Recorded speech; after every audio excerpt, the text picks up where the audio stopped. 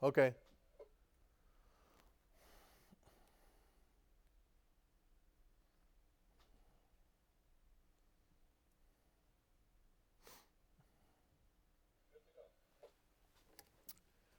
Hi.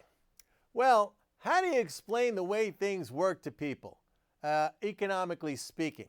All of us who understand MMT, or let's just say all of us who understand how our monetary system works and how our economy works, how do we explain these ideas to people? I'm sure you've all been in conversations and arguments with your friends and colleagues, or maybe even strangers, trying to explain these MMT concepts like taxes don't fund government spending, and the U.S. can't go bankrupt, and interest rates are a parameter set by the central bank or the Fed, or QE, quantitative easing, is not inflationary. But each and every time we seem to come up short and frustrated trying to explain these concepts to people.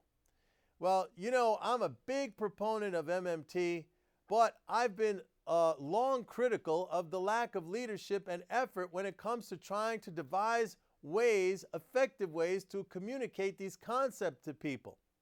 The hard money crowd has us beat hands down, and they use very persuasive terms and language in the way they communicate that has been really, really good at fooling people and making them believe in things that are simply not true. They use catchphrases and sound bites like things we've all heard, like printing money, borrow and spend, and the country is bankrupt, or we're spending money we don't have, or they evoke images of the Weimar German hyperinflation, or they flash the Zimbabwean $100 trillion notes around. And although these phrases and images are wrong, they are easily seen in the mind's eye of people who associate these things with their own personal finances, which we know is not an applicable thing, because a household or an individual is not the same thing as a country like the United States that issues its own currency. Most of the MMT leadership, I'm sorry to say, have been very happy to put out large volumes of wonky economic work, very good stuff, mind you, but it's stuff that the layman is just not going to understand and they're not going to read. I mean, from the standpoint of marketing or selling our ideas, we've fallen behind. For example, how do you counter the term printing money? You hear that all the time on television. Every analyst or pundit will come out and say, well, they're printing money, and nobody has a good response to that. So you see what I mean? The language is really important when it comes to effective communication. And when you consider that most of the populace is not going to sit down and read long, wonky economic articles, and even more importantly, actually, when most of the mainstream media is really driven by the 2-second soundbite, a knowledge of this type of communication is essential. We, that means the MMT community, just haven't really worked on this. So in this video, I'm going to give you a couple of ways that I try to communicate these ideas to people, and hopefully that will help you in explaining it to others, your friends, your colleagues, your relatives, complete strangers. Okay, so here we go. One of the first arguments we always run up against when we meet someone and we get into a conversation about our debt, and they'll say something like, "We're broke. We're never going to be able to pay it back." So then when I hear that, I always say like this. I say, "What? You mean we've run out of dollars?" Just like that. We've run out of dollars? And then I stop. And then, you're going to hear this a lot. People are going to say, well, we're broke. We can't pay back our debt. Social Security is broke. So you just say, what? We've run out of dollars? And that stops them dead in their tracks, and it makes them think. They're just going to stare at you as they consider what you've just said, and your response has been so simple but brutally honest. So then if they give you a comeback at all, it'll probably be something like, okay, yeah, but you can't just print money. And to that, I say, why not? I just say, why not? And then they're going to look at you like you've just lost your mind. And if you give them a half a second, they're going to be all over you talking about how, that's going to lead to hyperinflation, and you're going to devalue the currency, and the money will be worthless, and blah, blah, blah.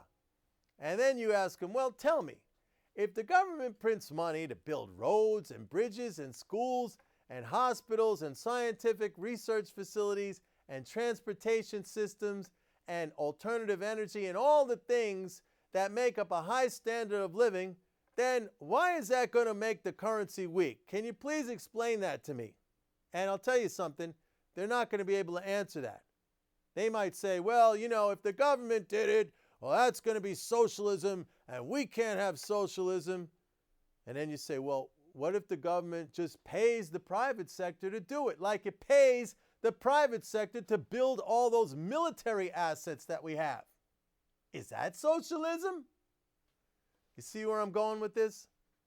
Another thing you could say when someone says that all this spending is just printing money, you say, well, all government spending is printing money, is money printing, and all taxation is money unprinting or the destruction of money. That'll probably make them think, and they might come back with, yeah, but you can't just print, and then you go right back into that other line about, well, you can, and you could use it for good stuff like creating the real assets that make up your standard of living of a nation. All right, so you got that? Now let's talk about the debt.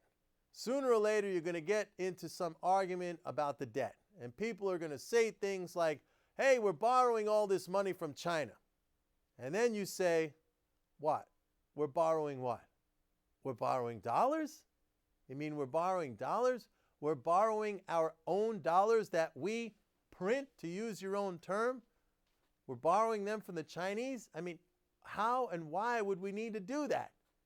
If you think about it, the only way the Chinese can have dollars, or for that matter, for anyone to have dollars, the government has to spend those dollars into existence in the first place.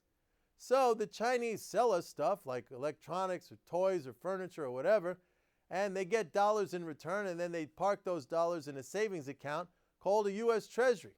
That's not borrowing. They earn the dollars. Then they'll say something like, yeah, but we owe trillions, and we have all this debt, to which you should just say, we have no debt. And again, they're going to look at you like you're crazy. We have no debt. Oh, you mean the government? Yeah, well, maybe the government has a debt, but it's not a debt it can't satisfy. It's a debt in its own money, in the dollar. But to us, it's an asset. We own those dollars, right? We don't owe it. The government owes it. We own it. You know that debt, and you might say something like, you know that debt clock out there? You know, the one in Times Square or the one you see on all over the web? Well, great, but what about the asset clock? Where's the asset clock? You never see that. That's bigger than the debt clock, and it's ticking off at an even faster rate.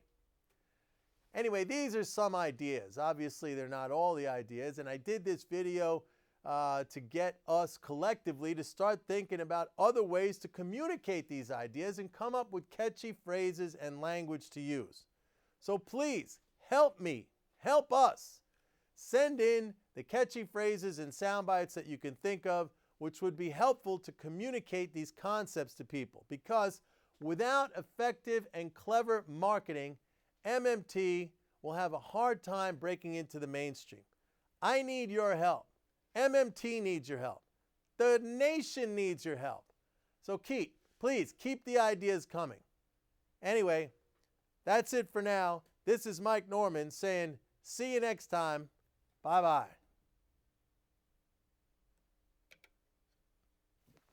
That's it. I'm done. Thank you.